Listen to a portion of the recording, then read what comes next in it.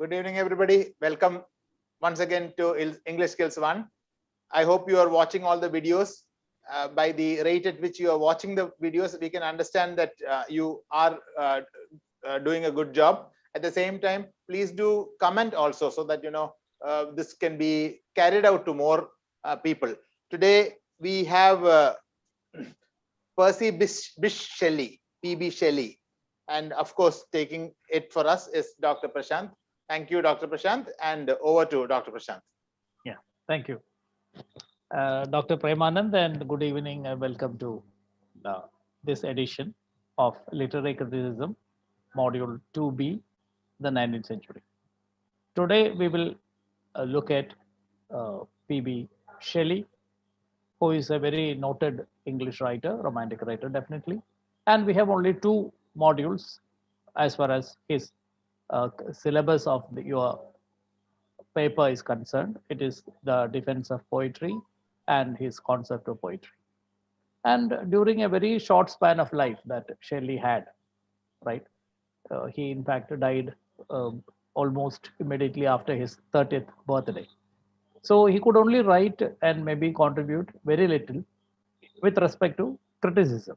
Though he was hailed as a great writer, romantic writer, second generation romantic writer after Wordsworth and Shelley, his poetic output seems to be comparatively better off than that of his critical output.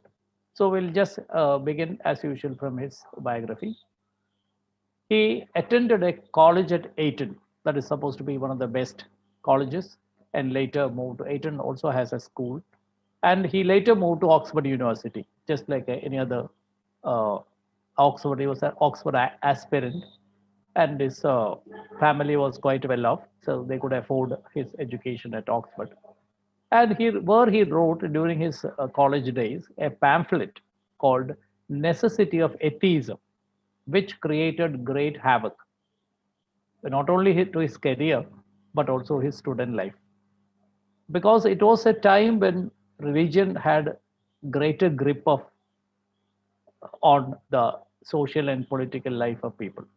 So writing at a time as a student against religion, especially about atheism, seems to provoke many of his teachers and also some of the people influential people in the church. So that naturally in those days led to the expulsion from Oxford, right? Just like you dismiss a student for bad behavior or misconduct. So it is the easiest method in those days was to expel the student from the campus. That happened with respect to Shelley, but he never gave up. He stuck to his ideals. And for this reason, he was even disinherited by his father as well. So he became penniless, right? He was a student who is expelled without completing his graduation. And on the other hand, he was also disinherited, disowned by his father. But he embraced his idealism. Let us look at the different idealism that he embraced. One is atheism, definitely, for which he had to pay a very heavy price. Political radicalism in those days, he almost declared himself a kind of a radical in the sense that he was apolitical, in fact. And sexual freedom, a time in which it was thought to be even now, sexual freedom in countries like India raises many eyebrows. So Shelley talked about sexual freedom in almost 200 years before. And even he went on to create an ideal community which he called pantisocracy, where he actually placed 18 couples who almost shared his worldview, like atheism, political radicalism, sexual freedom, vegetarianism, non-violence, socialism, and all that. Of course, the failure, that particular attempt was a big failure. After 2 to 3 months, I think 18 couples, they went their own ways. Even Shelley had a marriage, which is very interesting. Though I've not mentioned that in this. He married Harriet and also married her own cousin because he was moved by their condition. So even marriage was done on idealism, but he could not go with a happy married life. He, in fact, has severed his relationship later. But since that is not our area of study at this particular moment, of course, I would like to suggest or maybe remind you that even Shelley never had a happy married life. Because of his ideology, he had to sacrifice so many things. But he never gave up his ideology, and he did not live longer to see the maybe he might be practically wise later. We don't know. But though he died young, he could not maybe uh, rethink or reconsider many of the ideals that he had. Because of so many ideals, many of his poems represented or maybe reflected this ideology. But since our point of focus is not Shelley as the poet, but I cannot begin his introduction without mentioning some of his major poems. One is Queen Mab.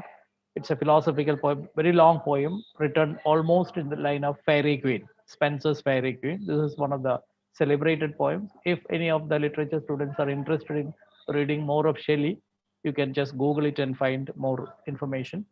Mont Blanc is another ode written by Shelley. Revolt of Islam, another poem.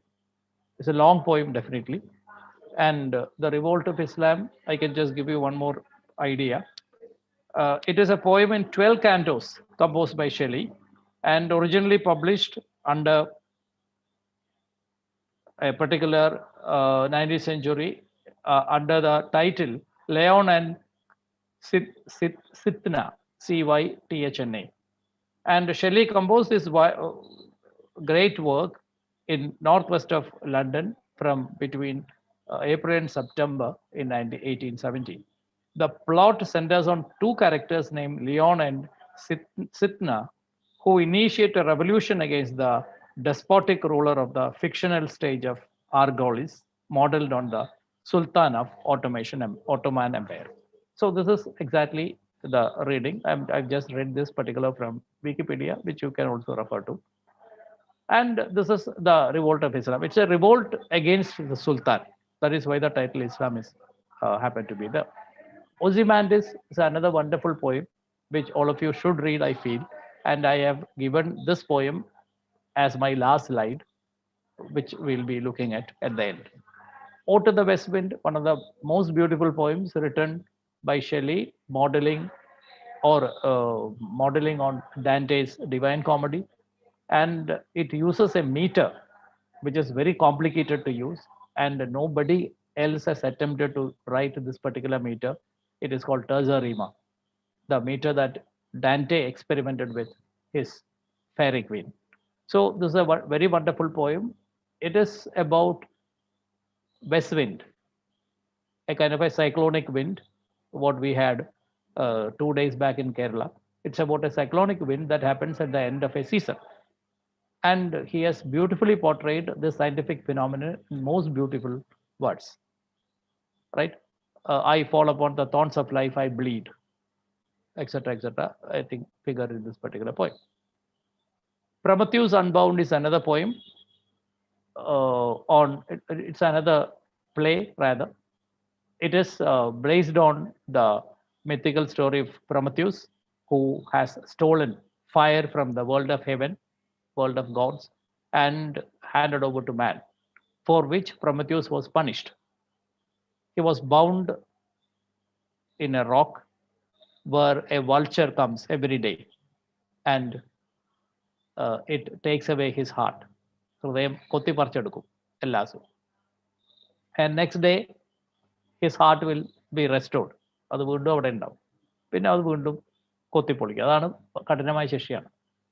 അപ്പോൾ ഈ bound ആയിട്ടുള്ള പ്രൊമത്യൂസിനെ unbound ചെയ്യാണ്, അല്ലെങ്കിൽ അതിനെ കെട്ടഴിച്ചു വിടുന്ന കവിതയാണ്. അപ്പോൾ സ്വാതന്ത്ര്യത്തിനെ പറ്റി നിങ്ങൾക്ക് അറിയുന്ന നാടകം സ്വാതന്ത്ര്യത്തിനെ പറ്റിയിട്ടും എങ്ങനെയാണ് ശിക്ഷ ഒരു പ്രത്യേക ലോകക്രമത്തിൽ ശിക്ഷ വിധിക്കുന്ന ആൾക്കാർ കഷ്ടപ്പെടുന്ന ആൾക്കാർക്ക് വേണ്ടി സഹായിക്കുന്ന ഒരു വലിയ റവല്യൂഷണറി ഫിഗർ ആയിട്ടാണ് പ്രൊമത്യൂസിനെ ഷെല്ലി കാണുന്നത്. That is a romantic concept of Prometheus. Adonais, another very interesting and wonderful poem. It's an elegy written on the death of Keats. ഷെല്ലിയെക്കാളും കുറച്ചുകൂടി മുന്നെയാണ് കീറ്റ്സ് മരിക്കുന്നത്, 2 കൊല്ലം മുന്നേ. അപ്പോൾ കീറ്റ്സ് മരിച്ച ദുഃഖത്തിൽ ഷെല്ലി എഴുതിയ കവിതയാണ് അഡോണൈസ്. അഡോണിസും അങ്ങനെ 2 വാക്കുകളുടെ കോമ്പിനേഷനാണ് അഡോണൈസ് എന്ന് എഴുതിയത്. പാസ്റ്ററൽ എലിജിയാണ്, ലോങ് പോയം. PG-ക്കൊക്കെ നിങ്ങൾക്ക് സാധാരണ പഠിക്കാനുണ്ട്. And another very interesting work is Frankenstein. Frankenstein is actually a work he collaborated with Mary Shelley, his wife Mary Shelley, his second wife. Harriet ആയിരുന്നു ആദ്യത്തെ ഭാര്യ. ഹാരിയറ്റിന് ശേഷം he married Mary Shelley, his second wife. Frankenstein is a amazing work. ഇപ്പോൾ അത് available ആണ്, എപ്പോഴെങ്കിലുമൊക്കെ ഉണ്ടെങ്കിൽ നിങ്ങൾക്ക് വായിക്കാവുന്നതാണ്. It's a very wonderful kind of a work. ഈ മേരി ഷെല്ലി ചെറിയ ആളൊന്നുമല്ല. മേരി ഷെല്ലിയുടെ അച്ഛൻ വളരെ പ്രസിദ്ധനായിരുന്ന ഫിലോസഫർ ആയിരുന്നു. അമ്മ നല്ല എഴുത്തുകാരിയാണ്, വുൾസ്റ്റോൺ ക്രോഫ്റ്റ്, ഗോഡ്വിൻ. ഇവർ 2 പേരും മകളാണ് മേരി ഷെല്ലി. അഗെയിൻ ഐഡിയൽ കല്യാണമാണ്. ഐഡിയോളജി ആണ് മേരി ഷെല്ലിനെയും തമ്മിൽ അടുപ്പിച്ചത്. അതങ്ങനെ ഇഷ്ടം പ്രേമൊന്നുമല്ല. Because they both believed in a particular ideology, so they were together, right? And he was very unfortunately drowned in a storm off the coast of Italy in 1822, immediately after 30th birthday. So he was a great writer who lived only up to 30 years. ഒരു പക്ഷേ ഒരു 20 കൊല്ലോട് ജീവിച്ചിരുന്നെങ്കിൽ ഷെല്ലിയുടെ classic ആയിട്ടുള്ള ബുക്കുകളൊക്കെ നമുക്ക് ഉണ്ടാവുമായിരുന്നു. Unfortunately he died at a very young age. He wrote an essay called A Defense of Poetry to refute Thomas Love Peacock, who composed a book called The 4 Ages of Poetry, which Shelley considered as very clever but false. So this is an answer. His Defense of Poetry is a seminal work answering Thomas Love Peacock, his treatise book on titled The 4 Ages of Poetry. Though this essay was written in 21, it was published only in 1840, almost 20 years after his death, in Essays, Letters from Abroad, Translation and Fragments by Mary Shelley. മരിച്ചു കഴിഞ്ഞിട്ട് പിന്നെയും കുറേ കാലം കഴിഞ്ഞിട്ട് Mary Shelley 1840-ലാണ് ഷെല്ലിയുടെ ഈ ബുക്കുകൾ നമുക്ക് കിട്ടുന്നത്, അതായത് നമ്മൾ വായിക്കുന്നത്. ഇത് നേരത്തെ എഴുതിയ ബുക്കാണ്. ഇപ്പം നമ്മളതിനെ 21-ൽ പ്ലേസ് ചെയ്യുന്നുണ്ടെങ്കിലും it was published almost 20 years later. He divided the mental faculty into, this is what is actually has done in Defense of Poetry, the mental faculty into reason and imagination. ഇന്നലെ നമ്മൾ fancy and imagination പറഞ്ഞിരുന്നു. ഇവിടെ നമ്മൾ reason and imagination, ഇതൊന്നും confuse ചെയ്തത് എന്ന് പറയാനാണ് ഞാൻ ഒന്നുകൂടി പറയുന്നത്. ഷെല്ലിയും നേരത്തെ നമ്മൾ പറഞ്ഞ എടുത്ത കോൾറിഡ്ജും അതിൻ്റെ മുമ്പ് നമ്മളെടുത്ത വേർഡ്സ്വർത്തും ഒന്നുമായിട്ട് കൺഫ്യൂസ് ചെയ്യരുത്. ഇവരൊക്കെ ഇമാജിനേഷനെ പറ്റി പലതും പറഞ്ഞിട്ടുണ്ട്. So you have to be very clear with your ideology. So reason and imagination. Reason tries to find out the relationship between thoughts and ideas, whereas imagination attempts to give a color to the thoughts. So this is the distinction. Reason establishes a cause and effect relation between thought and ideas. Reason always is rational. It reasons out. അത് കോസും അതിൻ്റെ എഫക്റ്റും തമ്മിലുള്ള ബന്ധം establish ചെയ്യാണ് ചെയ്യുക. തീ ഇല്ലാതെ പുകയുണ്ടാവില്ല നമ്മൾ പറയുമ്പോൾ, ഇപ്പം തീ പുക എന്നുള്ളത് നമ്മൾ റിലേറ്റ് ചെയ്തു. Whereas imagination gives a colour to the thoughts. ഈ സാധാരണ ഒരു ചിന്ത, ഒരു ബ്ലാക്ക് ആൻഡ് വൈറ്റ് ചിന്ത എന്ന് വേണേൽ പറയും, അതിനെ നമ്മൾ ഒന്ന് കളർ ചെയ്ത് കഴിയുമ്പോൾ അതിൻ്റെ മൊത്തം സംഭവം മാറും. ഇതാണ് കവി എന്നാണ് ഷെല്ലിയുടെ അഭിപ്രായം.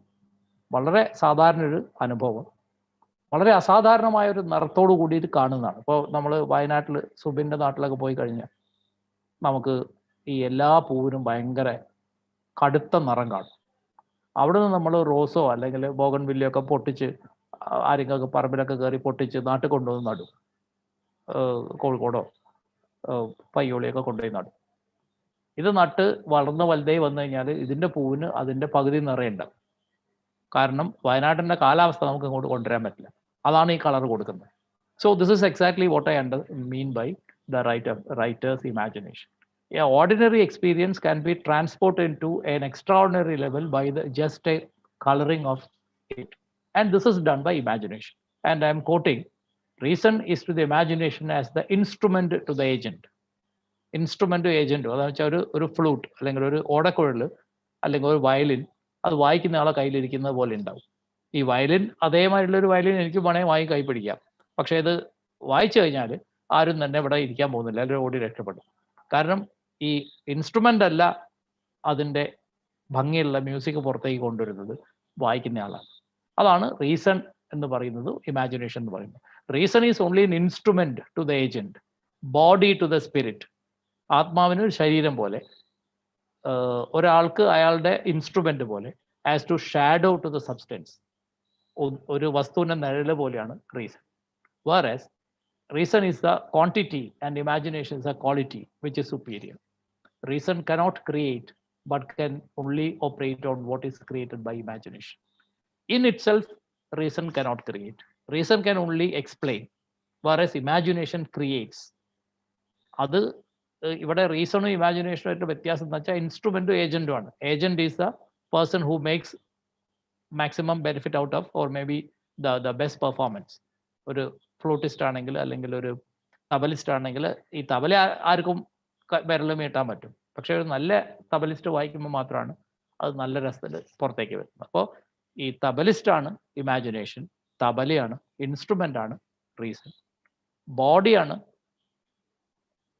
റീസൺ, സോളാണ് അല്ലെ സ്പിരിറ്റ് ആണ് ഇമാജിനേഷൻ, ഷാഡോ ആണ് റീസൺ, സബ്സ്റ്റൻസ് തിങ് ആണ് അതിൻ്റെ imagination. So imagination can only create, and reason without imagination is nothing. കാരണം ഷാഡോ, ഈ വസ്തുവിനെ മാറ്റിക്കഴിഞ്ഞാൽ ഷാഡോ മാറി, ആർട്ടിസ്റ്റിനെ മാറ്റിക്കഴിഞ്ഞാൽ പിന്നെ ഈ ഇൻസ്ട്രുമെന്റിന് ഒരു വിലയില്ല. ആത്മാവ് പോയി കഴിഞ്ഞാൽ ശരീരം നമ്മൾ മരിച്ചു എന്ന് പറയും. ആത്മാവുള്ളതുകൊണ്ടാണ് ശരീരത്തിന് ജീവൻ നിലനിൽക്കുന്നത്. So this is the relation he establishes between reason and imagination. And poetry, Shelley says, is expression of the imagination. Poetry is not the expression of reason, but it is the expression of imagination. Poetry is the innate to human beings from their origin. കവിതയായിട്ടാണ് മനുഷ്യന്മാർ ജനിക്കുന്നത്, വളരെ അടുപ്പുള്ളതാണ്. Imagination has its own language, which is directly connected to our thoughts. And poetry is superior to all other forms of art, and it is a source of great delight. This is how he explains poetry. There is an expression of imagination. Imagination has its own language, which is directly connected to our sensibility, sentiments, thoughts, and ideas. That is why we are moved by poetry. കവിത വായിച്ച് നമ്മൾ വളരെ ആസ്വദിക്കുന്നത് അതുകൊണ്ടാണ്. എത്രയോ ദൂരെ, ഇപ്പോൾ Pablo Neruda, Chile എന്ന് പറഞ്ഞ ലാറ്റിൻ അമേരിക്കൻ രാജ്യത്തുള്ള കവിയാണ്. അദ്ദേഹത്തിൻ്റെ കവിത വായിച്ച് നമ്മൾ എക്സൈറ്റഡ് ആവുന്നുണ്ടെങ്കിൽ, അല്ലെങ്കിൽ നമ്മൾ മൂവ്ഡ് ആവുന്ന, ഇമോഷണലി മൂവ്ഡ് ആവുന്നുണ്ടെങ്കിൽ, ആ കവിതയ്ക്ക് ഒരു ഗ്ലോബൽ ആയിട്ടുള്ള പ്രസക്തി ഉള്ളതുകൊണ്ടാണ്. And imagination, coming to the next paragraph, imagination makes man really good and sympathetic. Imagination is what makes man understanding, sympathetic and good. Poetry enlarges our imagination with ever new delightful thoughts, forever young, forever new. Wordsworth പറയും. He upholds a Platonic concept of poetic inspiration. He says he stands closer to Plato in his concept of imagination or inspiration. The source of poetic creation is innate, and the moment of inspiration will be sudden and transitory. എപ്പോഴാണ് കവിത എഴുതാനുള്ളൊരു mood ഉണ്ടാവുക നമുക്ക് മുൻകൂട്ടി പറയാൻ പറ്റില്ല. അത് വളരെ instantaneous ആണ്. ഒരു പെട്ടെന്നായിരിക്കും ഈ സാധനം പുറത്ത് വരുന്നത്. ഈ കോണ്ടാക്റ്റിൽ ഞാനൊരു ചെറിയൊരു കഥ പറയാം, വളരെ നീളത്തിൽ പറയാനുള്ള സമയമില്ലാത്തത്. ബാലേന്ദ്രൻ ചുള്ളിക്കാട് ഒരിക്കൽ പറഞ്ഞതാണ്, അദ്ദേഹത്തിൻ്റെ പല കഥകളും അദ്ദേഹം പറഞ്ഞിട്ടുണ്ട്, ശരിയായിരിക്കുന്നു വിചാരിക്കുന്നു. ഒരു ബാറിലിരുന്ന് മദ്യപിക്കുന്ന സമയത്ത് അവിടെ ഒഴിച്ച് കൊടുക്കുന്ന അറ്റൻഡർ, അല്ലെങ്കിൽ അവിടുത്തെ സ്റ്റുവാർട്ട്, അയാൾ പറഞ്ഞു, എൻ്റെ അയാളുടെ ഒരു പ്രേമകഥ പറഞ്ഞിട്ട് അയാളോട് പറഞ്ഞു, അവളുടെ കല്യാണമാണെന്ന്, എനിക്ക് അവൾക്ക് 2 വരി എഴുതി കൊടുക്കണം, 2 വരി എഴുതി തരുമെന്ന് ചോദിച്ചു. അങ്ങനെ അദ്ദേഹം എഴുതി കൊടുത്ത കവിതയാണ് ആനന്ദധാര. ആ കവിത പറ്റുമെങ്കിൽ നിങ്ങൾക്ക് വായിക്കാം. ചെറിയ കവിതയാണ്, വളരെ മനോഹരമായിട്ട് കവിതയാണ്. നിന്റെ അസാന്നിധ്യം പകരുന്ന വേദനയാണ് അതിൻ്റെ തീം. നിന്റെ അസാന്നിധ്യം പകരുന്ന വേദന. ഇത് ആ സമയത്ത് ഇൻസ്റ്റന്റ് ആയിട്ട് എഴുതി കൊടുത്ത. അപ്പൊ ഒരു കവിക്ക് മാത്രമേ അങ്ങനെ എഴുതാൻ പറ്റും. നമുക്കൊക്കെ ഇപ്പോൾ ആരെങ്കിലും ഇപ്പോൾ ഈ പറയും പോലെ എനിക്ക് ഒരാളെ കവിത കോട്ട് ചെയ്ത് പറയാൻ പറ്റും. നമുക്കിങ്ങനെ ഒറിജിനലായിട്ട് ഒരു കവിത പറയാൻ പറ്റില്ല. ആനന്ദധാരങ്ങൾ വായിക്കുമ്പോൾ നമുക്ക് മനസ്സിലാവും, വേറൊരാളുടെ ഒരു ആവശ്യത്തിനെ മുൻനിർത്തിയിട്ട് കവി ഇൻസ്റ്റന്റേനിയസ് ആയിട്ട് അപ്പോൾ എഴുതുകയാണ്. അപ്പോൾ വലിയ കവികൾക്കൊക്കെ അങ്ങനെ സാധിക്കും, ഇൻസ്റ്റന്റ് ആയിട്ട് കവിത എഴുതാൻ പറ്റും. കാളിദാസനൊക്കെ അങ്ങനെ എഴുതി എന്ന് പറഞ്ഞ് നമ്മൾ പല കഥകളും കേട്ടിട്ടുണ്ട്. So poetry enlarges our imagination with new delightful thoughts. And following the Platonic idea, he says the source of poetic inspiration is innate. The എപ്പോഴാ പുറത്തേക്ക് വരിക എന്ന് പറയാൻ പറ്റില്ല. And the moment of inspiration will be very sudden and also transitory. അധികം സമയമൊന്നും ഉണ്ടാവില്ല, just ഒരു ഇൻസ്പിറേഷൻ അത്രയേ ഉള്ളൂ. അത് കഴിഞ്ഞാൽ it goes. When composition begins, inspiration is already on the decline. എഴുതി തുടങ്ങുമ്പോഴേക്ക് ആ ഇൻസ്പിറേഷൻ പോയിട്ടുണ്ടാവും. പിന്നെ നമുക്ക് ആ ഇൻസ്പിറേഷൻ്റെ ഒരു മൊമെന്റിൽ നമ്മളിപ്പോൾ ചൂടാക്കിയൊരു വെള്ളം കുറേ നേരം ആ ചൂട് നിൽക്കും, നമ്മൾ അത് ഓഫാക്കിയാൽ പോലും, കത്തിക്കൽ നിർത്തിയാൽ പോലും അത് കുറേ സമയം ആ ചൂട് നിലനിൽക്കും എന്ന് പറയും പോലെ ഇമാജിനേഷൻ, ഇൻസ്പിറേഷൻ പോയാൽ ഇമാജിനേഷൻ നിലനിൽക്കും. ആൻഡ് കോമ്പോസിഷൻ കംപ്ലീറ്റ് ആകുമ്പോഴേക്ക് ആ ഇമാജിനേഷൻ പതുക്കെ ഡ്രൈ ഔട്ട് ചെയ്യും. പ്രത്യേകിച്ച് കോൾറിഡ്ജിൻ്റെ ഞാൻ ഇന്നലെ പറഞ്ഞ കുബ്ലാ ഖാൻ എന്നുള്ള കവിത, ഇത്തരം കവിതകളൊക്കെ ഒസിമാൻഡിസ് നമുക്ക് നോക്കാം. അപ്പോൾ അതൊക്കെ വരുമ്പോൾ ഈ കവിത ഈ കൊട്ടേഷൻ വെച്ചിട്ട് നമുക്ക് ഒന്ന് അനലൈസ് ചെയ്ത് നോക്കാം. When composition begins, inspiration is already on the decline, and the source of creation is internal to the poet. The source of creation is always internal and can never be explained properly. എന്താണ് എഴുതാൻ കാരണം ചോദിച്ചാൽ, ഇപ്പോൾ ചുള്ളിക്കാട് പറഞ്ഞ പോലെ ഒരു കഥ നമുക്ക് എപ്പോഴും പറയാൻ പറ്റണമെന്നില്ല, അത് അങ്ങ് വരികയാണ്. എങ്ങനെയാണ് ഈ കവിത വരുന്നത്? നമ്മളെപ്പോഴും വിചാരിക്കും സിനിമാ പാട്ടൊക്കെ എഴുതുമ്പോൾ, സിനിമയിലെ പാട്ട് കേൾക്കുമ്പോൾ എങ്ങനെയാണ് ഈ വരി എഴുതാൻ പറ്റുന്നത്? കാരണം ഈ സിനിമയിലെ ഒരു കഥയുടെ ഒരു സന്ദർഭം മാത്രമാണ് സംവിധായകൻ പറഞ്ഞിട്ടുണ്ടാവുക. ആ സന്ദർഭം മാത്രം വെച്ചിട്ട് എങ്ങനെയാണ് സിനിമയ്ക്ക് ഇത്ര അനുയോജ്യമായ പാട്ടുകൾ ആൾക്കാർക്ക് എഴുതാൻ പറ്റുന്നത് നമുക്ക് ആലോചിക്കാം. അത് ചിലപ്പോൾ ആലോചിക്കുമ്പോൾ അതിശയം തോന്നും. അത് ഇതുകൊണ്ടാണ്, because source of creation is very internal to the point. അത് ചില ആൾക്കാരുടെ കഴിവാണ്, അവർ ഇരുന്നാൽ അങ്ങനെ കറക്റ്റായിട്ട് അത് എഴുതാൻ പറ്റുന്നുള്ളതാണ്. സോ അതിൻ്റെ ലോജിക്കും ഒന്നും നമുക്ക് പറയാൻ പറ്റും. So poet are the unacknowledged legislators of the world. They are not acknowledged always. They are the legislators of the world. അപ്പോൾ നമ്മളെ അസംബ്ലിയിലെ മെമ്പേഴ്സിനെ നമ്മൾ മെമ്പർ ഓഫ് ലെജിസ്ലേച്ചർ എന്നാ പറയും. അപ്പോൾ ലോകത്തിൻ്റെ കോടതിയിൽ അല്ലെ ലോകത്തിൻ്റെ പാർലമെന്റിലെ ലെജിസ്ലേറ്റേഴ്സ് ആണ് കവികൾ. By composing a verse, poet exert some exemplary moral power. So exerting some outstanding moral power is the duty of the poet, and the poet is considered as a visionary and prophet. So he considers poet as a visionary and prophet. I mean, closer to Aristotle and Plato, who considered poet as a philosopher. Aristotle especially and Horace, അവർ philosopher ആയിട്ടാണ് കണ്ടത്. Shelly കാണുന്നത് അവരെ visionary അതുപോലെ തന്നെ പ്രൊഫറ്റും ആയിട്ടാണ്. Prophet is somebody you can predict the future. ഞാൻ നിങ്ങളോട് പറഞ്ഞിരുന്നു, വെസ്റ്റ് വിൻഡിനെ പറ്റി പറഞ്ഞിരുന്നു. വെസ്റ്റ് വിൻഡ് എന്നുള്ള കവിത അവസാനിക്കുന്നത് if winter comes can spring B far behind എന്ന വരിയിലാണ്. പ്രൊഫറ്റിക് ആയിട്ടുള്ള ഒരു അട്ടറൻസ് ആണ്. നിങ്ങൾ ഈ വരികൾ കേട്ടിട്ടുണ്ടാവും പലപ്പോഴും. അപ്പോൾ പ്രൊഫറ്റിക് ആണ് എന്ന് പറയുന്നതിൻ്റെ ഉദാഹരണമായിട്ട് ഞാൻ പറഞ്ഞു എന്ന് മാത്രം. And this is the poem ഒസിമാൻഡിസ്.